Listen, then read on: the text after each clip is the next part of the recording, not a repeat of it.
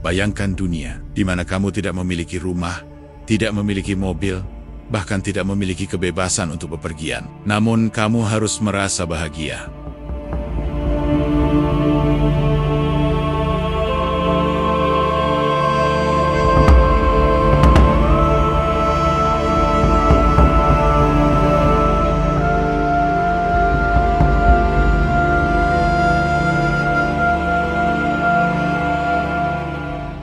Itu bukan cuplikan fiksi distopia, itulah visi nyata dari masa depan.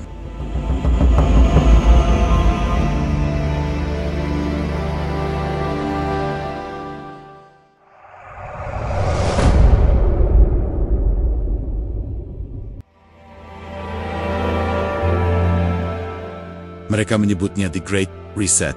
Kami menyebutnya simulasi global, di mana umat manusia hanya pion dalam permainan elit yang tak terlihat.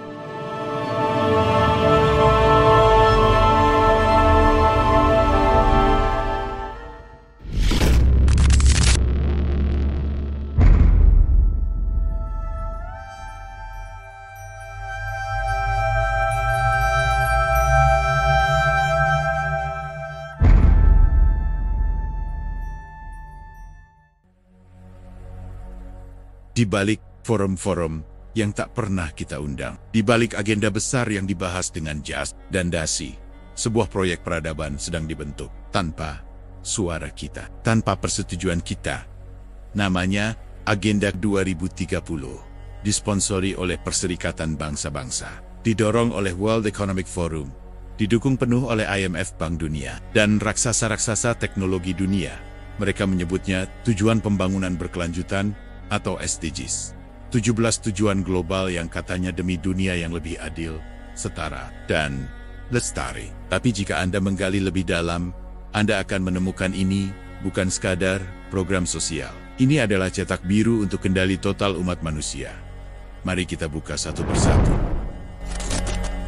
Pemberantasan kemiskinan, tapi dengan membuat semua bergantung pada bantuan digital. Akses pendidikan, tapi dengan kurikulum global yang menghapus nilai-nilai lokal dan agama. Energi bersih, tapi disertai pelarangan penggunaan energi mandiri. Kesetaraan gender, tapi dengan menghapus peran kodrati antara laki-laki dan perempuan. Kota pintar dan masyarakat inklusif, tapi dengan mengorbankan privasi dan kebebasan mobilitas. Semua itu dibungkus indah, penuh jargon. Tapi benang merahnya satu, kontrol. Mereka tak butuh dunia adil. Mereka ingin dunia terkendali. Dan kontrol itu dibangun melalui teknologi, digital ID. Identitasmu bukan lagi KTP, tapi database biometrik global. CBDC, Central Bank Digital Currency, uang digital negara yang bisa dibekukan kapan saja. Smart Cities, kota yang semua pergerakan warganya dipantau dan diproses oleh AI, IoT dan AI Surveillance. Setiap langkah, ucapan, transaksi, dan keinginanmu direkam dan dianalisis. Yuval Noah Harari, arsitek narasi elit, berkata, kita sekarang bisa meretas manusia seperti kita meretas komputer. Baginya, era kehendak bebas telah usai, yang ada hanyalah data, dan mereka yang memilikinya akan menjadi Tuhan baru. Dan ini bukan isapan jempol. Mereka sudah menguji sistem dunia baru di banyak wilayah.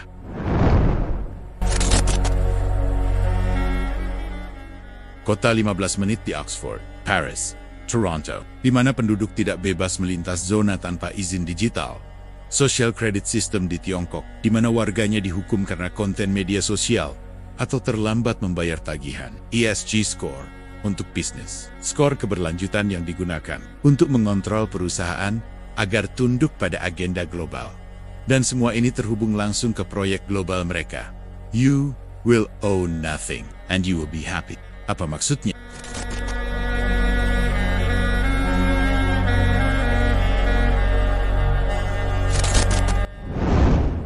You will own nothing, and you will be happy. Kamu tidak akan memiliki apa-apa, dan kamu akan bahagia. Apa maksudnya? Rumah, kendaraan, peralatan, bahkan pakaianmu, bukan milikmu. Kamu akan menyewa segalanya dari korporasi besar. Kamu akan bekerja, dibayar digital, dibelanjakan digital, dan dikendalikan digital. Jika kamu menolak, skor sosialmu turun, aksesmu diblokir, hidupmu lumpuh. Kebebasan akan menjadi kemewahan yang tak terjangkau, dan semua ini tidak datang tiba-tiba.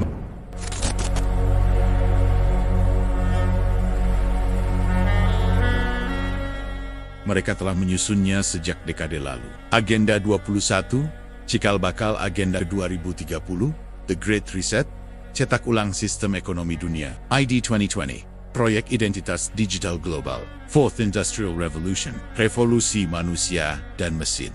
Dan setiap krisis digunakan sebagai peluang untuk mendorong agenda ini. Pandemi digunakan untuk menguji lockdown massal, dan sistem QR Code, krisis pangan dan energi mendorong narasi ketergantungan terhadap sumber sentral. Perubahan iklim dijadikan pembenaran untuk membatasi konsumsi dan mobilitas. Never let a good crisis go to waste. Itulah moto mereka.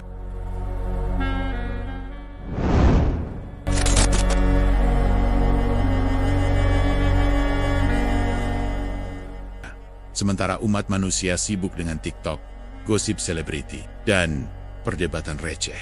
Para elit telah membangun sistem yang siap menghapus umat manusia dari peta sejarahnya sendiri.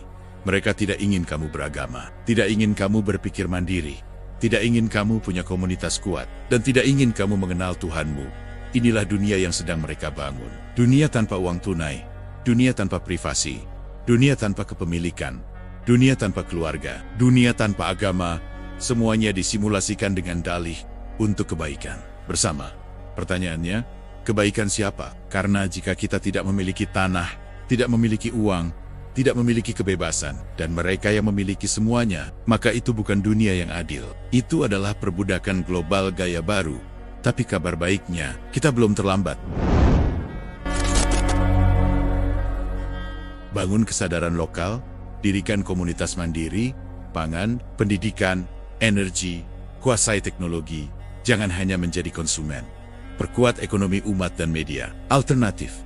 Kembali pada nilai, akidah, dan nubuat Rasulullah.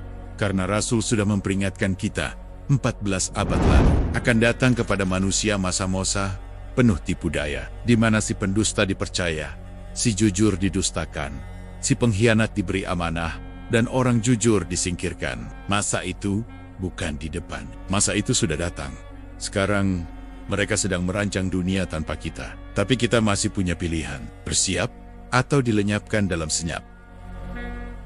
Klik like jika kamu peduli dengan masa depan umat. Subscribe agar tak ketinggalan episode berikutnya.